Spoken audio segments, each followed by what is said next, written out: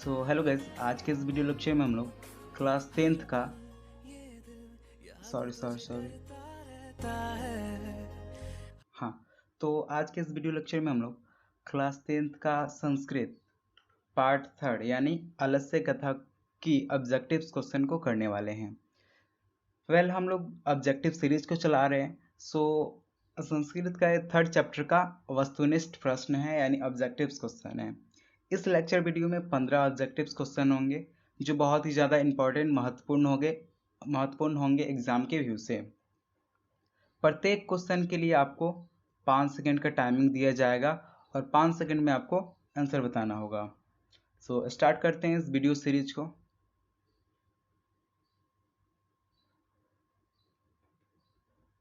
तो first question है हमारा कि मैथिली कवि कौन था। ठीक, तो अलस कथा में आपने पढ़ा हुआ कि मैथिली कवि किसे कहते हैं।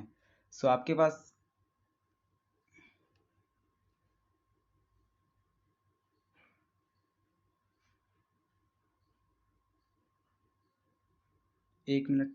एक सेकेंड रुकिए।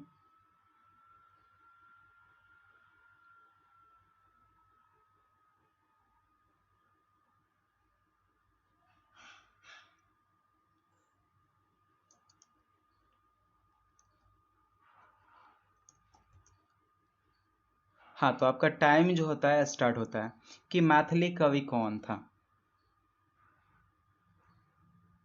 हाँ, तो आपका टाइम खत्म हो गया।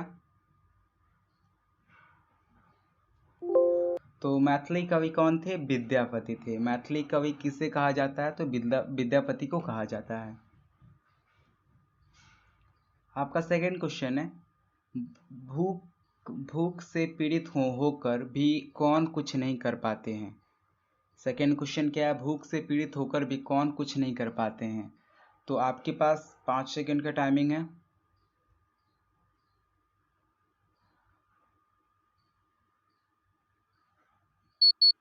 तो भूख से पीड़ित होकर भी जो आलसी लोग हैं वो कुछ नहीं कर पाते हैं।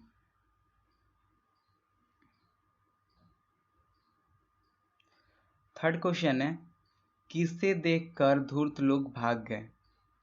आपके पास 4 ऑप्शन है, आग को, राजे को, मंत्री को, वर्षा को। 5 सेकंड का टाइमिंग आपके पास।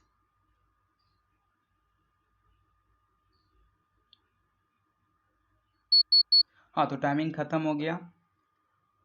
तो आग को देखकर जो नकली आलसी लोग थे यानी धूर्त लोग थे वो भाग गए।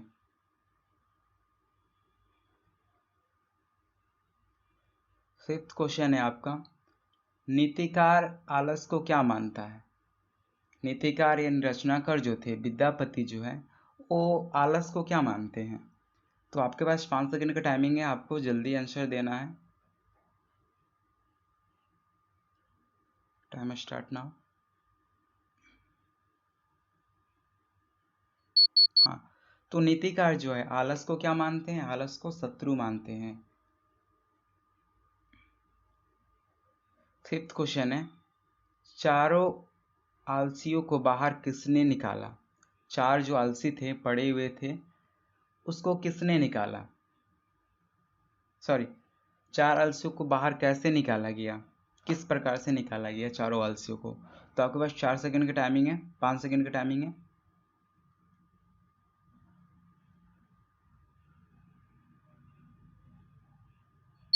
तो चारों आलसियों को जो है केस पकड़कर, बाल पकड़कर, खींचकर उन्हें बाहर निकाला गया। 6th क्वेश्चन है आलसशाला में आग लगाने पर कितने लोग नहीं भागे। आलसशाला जो था उसमें आग लगा देने पर कितने लोग ऐसे बचे हुए थे जो आलसशाला से नहीं भागे थे। आपके पास 4 ऑप्शन है, 5, 6, 4 और 3। 5 सेकंड की टाइमिंग।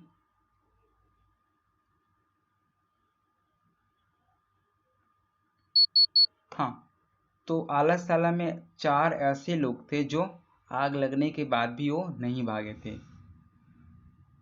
अगला क्वेश्चन है आपका आग को देखकर कौन पलायन हो गया। पलायन में मतलब होता है भाग जाना। तो आग कर देखकर कौन भाग गए। तो आपके पास 5 सेकंड का टाइमिंग है और 4 ऑप्शन है। जल्दी बताए। हाँ, तो आग को देखकर धूर्त लोग जो थे, नकली आलसी थे, वो भाग गए। अगला क्वेश्चन है आपका 7 नंबर, आलसशाला में आग क्यों लगाई गई थी? आलसशाला में आग किस लिए लगाई गई थी? आपके पास 4 ऑप्शन है, 4 ऑप्शन में से आंसर आपको देना है। तो पहला ऑप्शन है आलसियों को भगाने के लिए, आलसियों को खाने देने के लिए, आलसियों की परीक्षा लेने के लिए, या इनमें से कोई नहीं। टाइम आपका स्टार्ट होता है 5 सेकेंड। हाँ, तो आपका टाइमिंग ख़त्म हो गया। तो आलसशाला में आग क्यों लगाई गई थी? तो आलसियों की परीक्षा लेने के लिए आग लगाई गई थी आलसशाला में।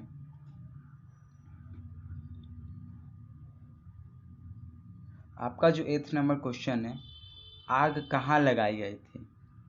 बहुत ईजी है। आग कहाँ लगाई गई थी? आग कहाँ लगाई गई थी? तो आपके पास 4 ऑप्शन है, आलसशाला में, गजशाला में, अश्वशाला में, इनमें से कोई नहीं। आपका टाइम स्टार्ट होता है।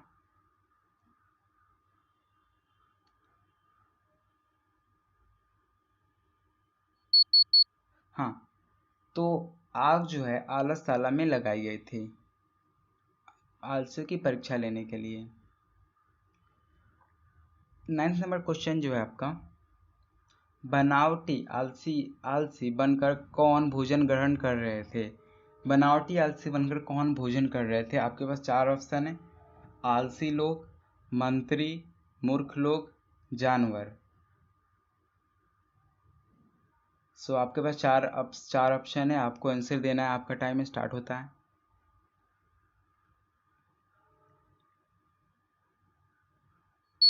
हाँ, तो आंसर होगा आलसी, मंत्री, मूर्ख, जानवर। सॉरी, यहाँ पे टाइपिंग में मिस्टेक हुआ है। यहाँ पे क्या होगा? धूर्त लोग।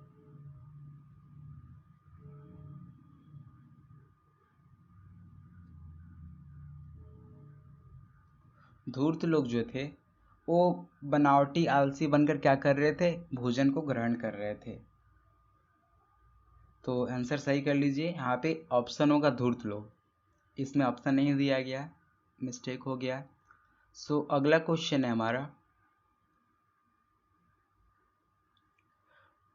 अगला क्वेश्चन है, वास्तविक आलसियों की संख्या कितनी थी?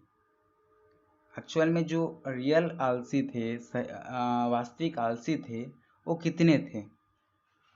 तो आपके पास 4 ऑप्शन है, 5, 6, 4 और 3।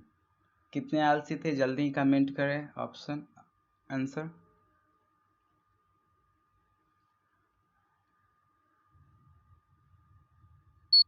हाँ, तो वास्तविक आलसियों की संख्या कितनी थी? 4 थी। सी नंबर आपका आंसर हो जाएगा। अगला क्वेश्चन है, आलसियों को प्रतिदिन भोजन कौन देता था? आलसी जो थे, आलसशाला में रहते थे, उनको भोजन कौन मुहैया कराता था? तो आपके पास 4 ऑप्शन है, मिथिला के राजा, मिथिला के राजकुमार, मिथिला के मंत्री वीरेश्वर, इनमें से कोई नहीं। तो आपका टाइम स्टार्ट होता है।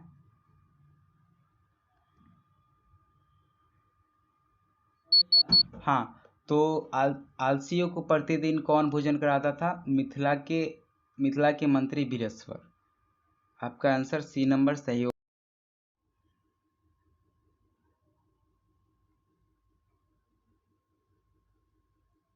सो अगला क्वेश्चन है हमारा, वीरेश्वर कौन था? वीरेश्वर कौन थे या वीरेश्वर कौन था, अगला क्वेश्चन है। सो आपको इसका आंसर देना है। आपके पास 5 सेकंड की टाइमिंग है।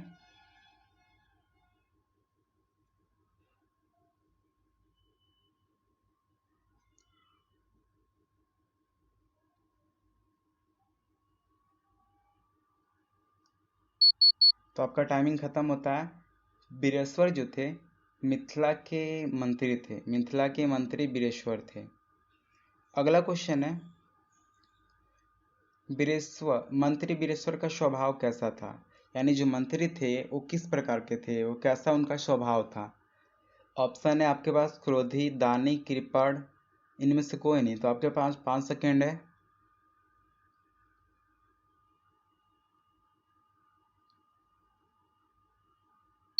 तो मंत्री वीरेश्वर का स्वभाव था दानी किस्म का था, वो बहुत दानी थे, दयालु थे। चौथा लास्ट क्वेश्चन है आपका, 1 मिनट।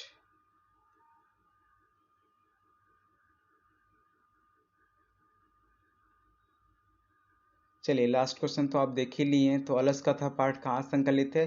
पुरुष परीक्षा नामक ग्रंथ से संकलित है। जो लास्ट क्वेश्चन है हमारा, आलस कथा पाठ के रचयिता कौन है? आलस कथा पाठ के रचयिता कौन है आपको बताना है। आपके पास 5 सेकंड का टाइमिंग है। चलिए आंसर कमेंट कीजिए सब। हाँ, तो टाइमिंग आपका एक्सपायर हो गया। और अलस कथा पाठ जो है वो किसके द्वारा लिखा गया है? विद्यापति के द्वारा लिखा गया है। ये 15 जो ऑब्जेक्टिव्स क्वेश्चन थे संस्कृत के, बहुत ही महत्वपूर्ण थे आपके एग्ज़ाम के व्यू से। आई होप ये ऑब्जेक्टिव सीरीज जो है आपको पसंद आई होगी। अगर पसंद आया तो इसे लाइक कर दे, सब्सक्राइब कर दे और इसे किसी और के पास भी शेयर करें ताकि वो भी इससे पढ़ सके। Thank you.